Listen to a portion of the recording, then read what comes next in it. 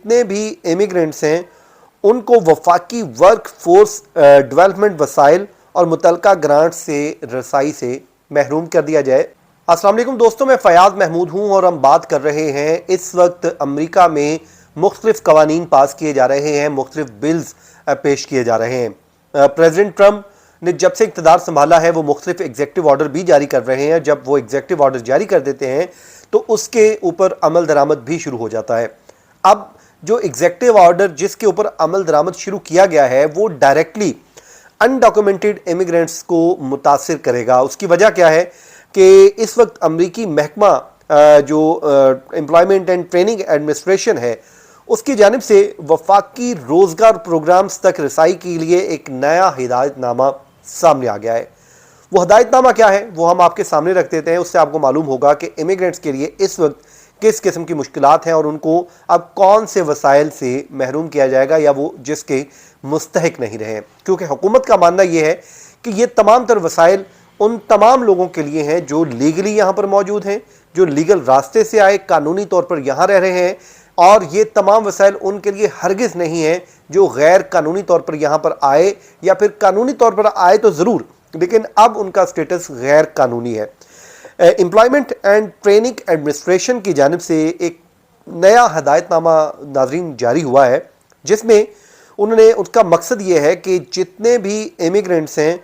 ان کو وفاقی work force development وسائل اور متعلقہ گرانٹ سے رسائی سے محروم کر دیا جائے، روک دیا جائے۔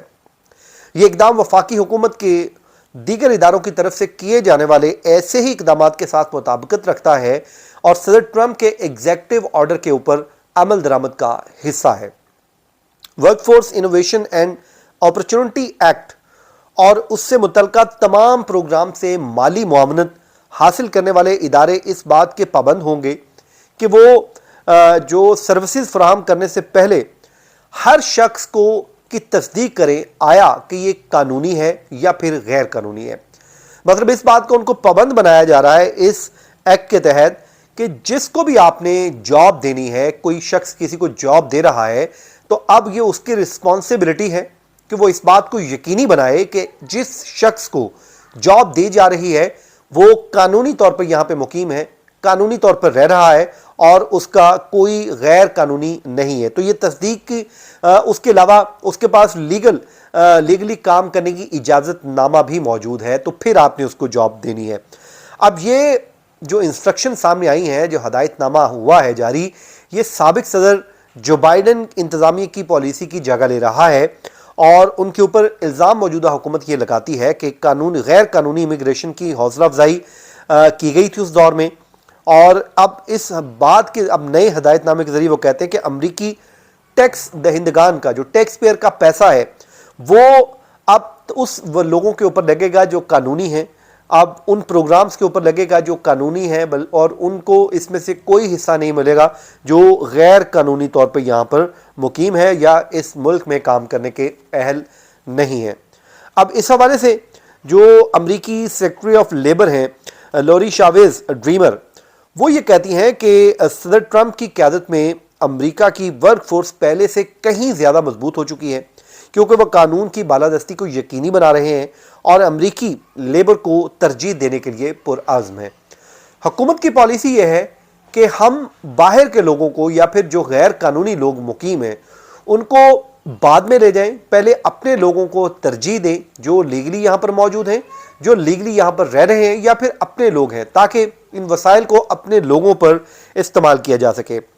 اور وہ کہتے ہیں کہ جی نئی جو انسٹرکشن آئی ہے اس میں واضح کیا گیا ہے کہ ٹیکس پیئر سے چلنے والی ورک فورس سروسز صرف ان افراد کے لیے ہے جو قانونی طور پر امریکہ میں کام کرتے ہیں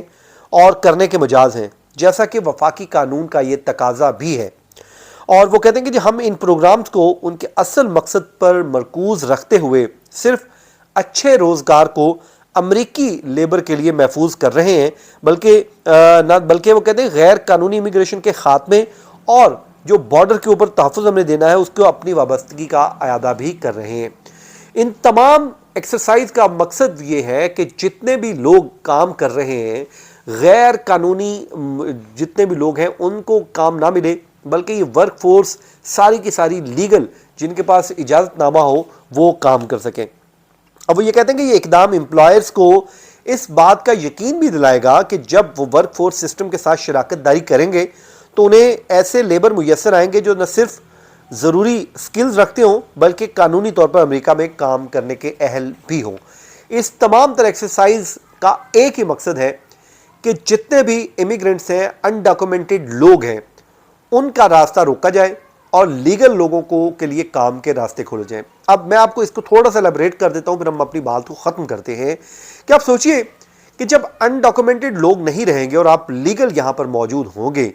اور لیگل لوگوں کے لیے پھر جاب اپرچونٹیز کتنی زیادہ ہوں گی، پھر جو امپلائرز ہوں گے ان کے لیے بندے ڈھونڈنا مشکل ہو جائیں گے، پھر جو لیبر ہوگی یا سکل پرسن ہوں گے ان کی مانگ بڑھ جائے گی اور ان کے اجرت جو ہے یا ان کی سیلری ہے وہ خود بخود اس میں بھی اضافہ ہو جائے گا۔ تو حکومت کا بھی یہی موقف ہے اور میں بھی یہ سمجھتا ہوں کہ اس اقدام سے شاید آنے والے دنوں میں انڈاکومنٹڈ لوگ تو ضرور پریشان ہوں گے لیکن لیگل سٹیٹس والے لوگوں کو فائدہ ملنے جا رہا ہے۔ تو دوستو یہ تھا آج کا ہمارا ویلاگ، امید کرتے ہیں ہمیشہ کی طرح آپ کو پسند آیا ہوگا، تو اپنا فیڈ بیک دینا مت بھولیے۔ مجھے دیجیے اجازت، اللہ حافظ۔